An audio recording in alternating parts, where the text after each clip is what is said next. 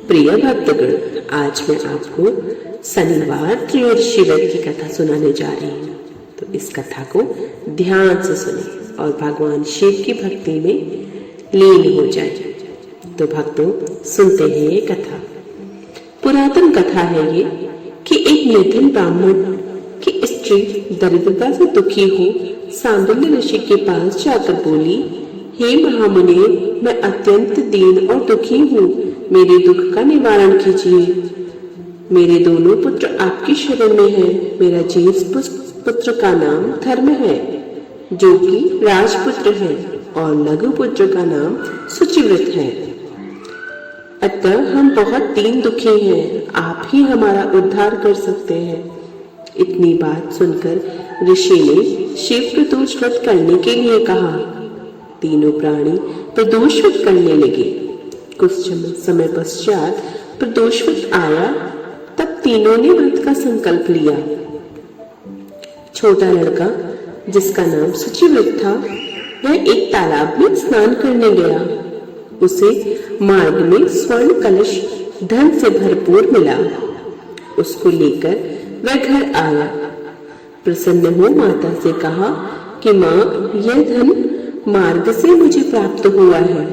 माता ने धन देकर शिव महिमा का वर्णन किया और राजपुत्र को अपने पास बुलाकर बोली, पुत्र, यह धन हमें शिव जी की कृपा से प्राप्त हुआ है, अतः प्रसाद के रूप में दोनों पुत्र आधा आधा बांट लो।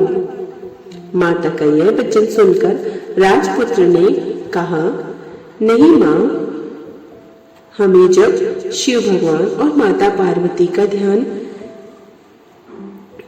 राजपुत्र ने माता शिव और पार्वती का ध्यान किया और बोला, पूज्य, यह धन आपके पुत्र का है माँ, मेरा इसमें कोई अधिकार नहीं। मुझे भगवान शंकर और माता पार्वती जब देंगे तब लूंगा।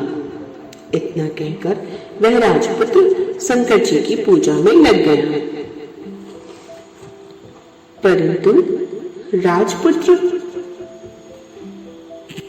एक दिन दोनों भाइयों का प्रदेश भ्रमण का विचार हुआ। उन्होंने अनेक गंधर्व कन्याओं को क्रीड़ा करते हुए देखा। उन्हें देख सुचिव्रत ने कहा, भैया, अब मैं इससे आगे नहीं जाना चाहता। इतना कहकर सुचिव्रत उसी स्थान पर बैठ गया। परंतु राजपुत्र अकेले ही स्त्रियों के बीच में जा पहुंचा। वहां एक स्त्री अति सुंदर राजकुमार को देखकर मोहित हो गई और राजपुत्र के पास पहुंचकर कहने लगी कि हे सखियां, इस वन के समीप ही जो दूसरा वन है, तो वहां जाकर देखो, मैं यहाँ बैठी हूँ, मेरे पैर बहुत दुख रहे हैं। यह सुन सारी सखियां दूसरे वन में चली गईं। वह अकेले सुंदर राजकुमार की ओर देखती रही। उधर राजकुमार भी उसको देखने लगा। युवती बोली, आप कहाँ रहते हैं? वन में कैसे पधारे? किस राजा के पुत्र हैं? क्या नाम है? राजकुमार बोला, मैं विदर्भ नरेश का पुत्र हूँ। आप अपना परिचय दें। युवती बोली, मैं पितृविक नामक गंधर्व की पुत्री हूँ। मेरा नाम अंशुमति है। मैंने आपकी मन स्थिति को जान लिया है कि आप मुझ पर मोहित हैं। विधाता ने हमारा तुम्हारा संयोग बुलाया है। युवती ने मोतियों का हार राजकुमार के गले में डाल दिया। राजकुमार हार स्वीकार करते हुए बोले, हे बच्चे, मैंने आपका प्रेमोपहार स्वीकार कर लिया है, परंतु मैं निर्धन हूँ। राजकुमार की इन वचनों को सुनकर गंधर्व कन्या बोली कि मैं जैसा कह चुकी हूँ वैसा ही करूंगी। अब आप अपने घर जाएं। इतना कहकर वह गंधर्व कन्या सखियों से जा मिली। घर जाकर राजकुमार ने सुचिव्रत को सारा वृत्तांत कह सुनाया। तब तीसरा दिन आया। वह राजपुत्र सुचिव्रत को लेकर उसी वन में जा पहुंचा। वहीं गंधर्वराज अपनी कन्या को लेकर आ पहुंचे। इन दोनों राजकुमारों को देख आसन देख कहा कि मैं कैलाश पर गया था। वहां शंकर भगवान ने मुझसे कहा कि धर्मगुप्त नाम का एक राजपुत्र है जो इस समय राजविहीन है, निर्धन है, मेरा परम भक्त है। हे गंधर्वराज, तुम उसकी सहायता करो।